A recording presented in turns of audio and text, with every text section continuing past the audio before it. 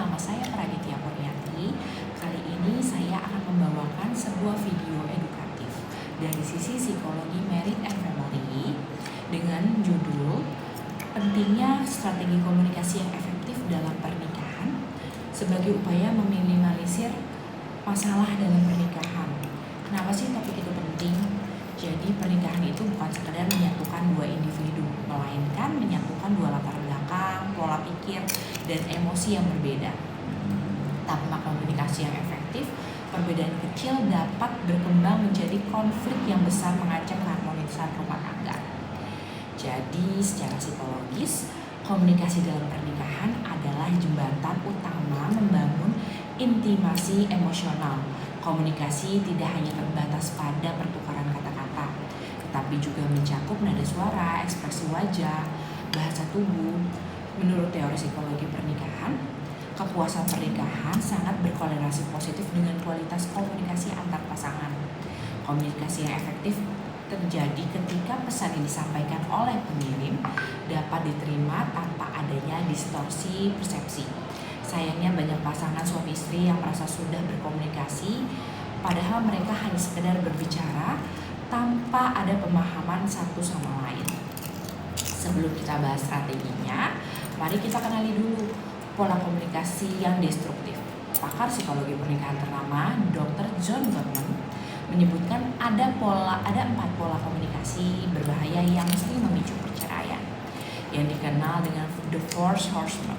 Yang pertama, kritik yang merusak, menyerang karakter atau kepribadian pasangan. Bukan kritik perilakunya, tapi sebagai contoh, kamu itu tuh selalu malas ya. Bukan, aku kecewa kamu lupa membuang sampah. Yang kedua itu hinaan atau kontempt.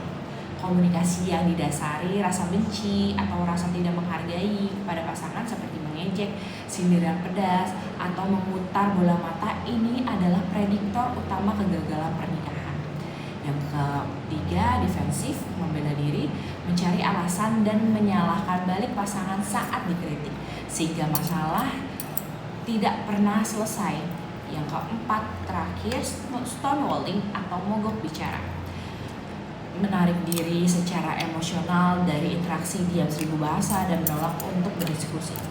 Jadi pola-pola inilah yang menyebabkan penumpukan emosi negatif sehingga hilangnya rasa percaya hingga berujung pada keretakan rumah tangga.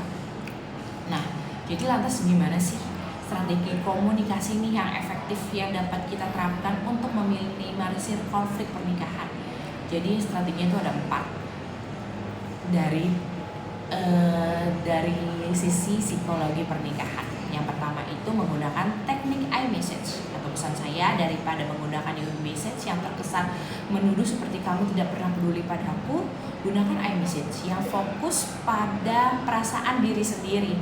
Contoh, aku merasa kurang diperhatikan ketika kamu sibuk dengan ponsel saat kita sedang makan bersama.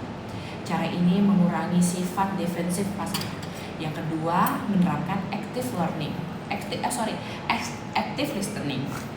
Komunikasi bukan hanya tentang berbicara, tetapi mendengarkan untuk memahami, bukan untuk mendengar membalas argumen. Tunjukkan kontak mata kepada pasangan saat berbicara, anggukkan kepala dan refrase apa yang disampaikan pasangan. Misalnya, jadi maksud kamu merasa lelah karena tugas rumah tangga terlalu berat hari ini. Dan yang ketiga, memperhatikan timing dan regulasi emosi. Jangan membahas masalah berat saat salah satu atau kedua belah pihak sedang lelah, lapar, atau emosi tinggi. Jika emosi sedang meluap, ambil waktu jeda selama 20 atau 30 menit untuk menenangkan diri sebelum melanjutkan diskusi. Dan yang keempat nih, yang terakhir, memberikan validasi emosi terhadap pasangan kita. Meskipun kita tidak selalu setuju dengan pendapat pasangan, kita wajib memvalidasi perasaan mereka. Ucapan sederhana seperti aku paham kenapa kamu merasa sedih atau kecewa atau marah, hal itu bisa menenangkan ketegangan dari sisi pasangan dan memperkuat ikatan emosional. Dengan kita menerapkan strategi komunikasi yang efektif dalam sebuah pernikahan, manfaat yang dirasakan itu tidak hanya meredakan pertengkaran, melainkan 1. meningkatkan kepuasan pernikahan. pasangan merasa didengar, dihargai, dicintai secara utuh. Yang kedua, resolusi konflik yang konstruktif. Setelah diselesaikan hingga ke akarnya tanpa meninggalkan luka, emosional yang mendalam. Dan yang ketiga, lingkungan keluarga sehat bagi anak. Pasangan yang memiliki komunikasi harmonis memberikan contoh modeling kepada anak tentang hubungan yang sehat dalam sebuah keluarga tentunya akan berdampak kepada tumbuh kembang anak-anak mereka di rumahnya. Nah, sebagai penutup dari video edukatif ini, ingatlah bahwa komunikasi yang efektif itu bukanlah kemampuan kita sejak lahir, melainkan keterampilan secara psikologis yang harus terus dipelajari, dilatih, dan diperbaiki bersama pasangan setiap hari. Mari kita bangun pernikahan yang kokoh dan sehat dengan membiasakan berbicara dengan empati, mendengarkan dengan hati, dan mengelola konflik secara bijaksana. Demikian materi video saya sampaikan.